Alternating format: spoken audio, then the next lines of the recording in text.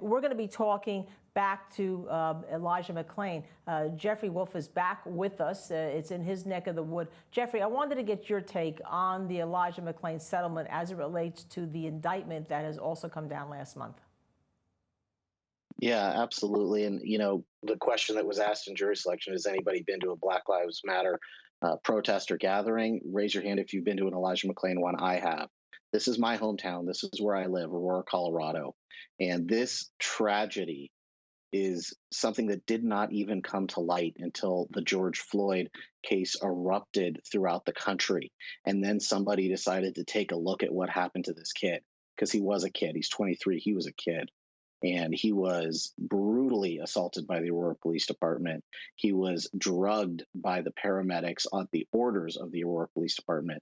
It's something that happens out here more than we'd like to see. And settling the civil case before the criminal case is becoming pro forma. It's becoming what these governments are doing, is trying to get themselves out from under and then point the fingers at the people who are sitting in the courtroom defending their own actions. This is a systemic problem. This is something that continues in Aurora, Colorado. Please don't forget about Aurora, Colorado when you're looking at all the other incidents that happen.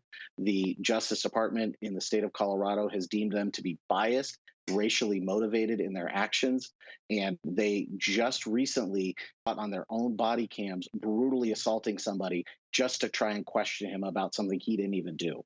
This is a huge issue, and we cannot say Elijah McClain's name enough in our community and nationwide. I am happy that his family is getting some sort of monetary settlement, but it's not going to bring their son back, and it is not going to stop the Aurora Police Department if we, as a citizenry in the state of Colorado and throughout the country, don't start standing up for people like Elijah McClain.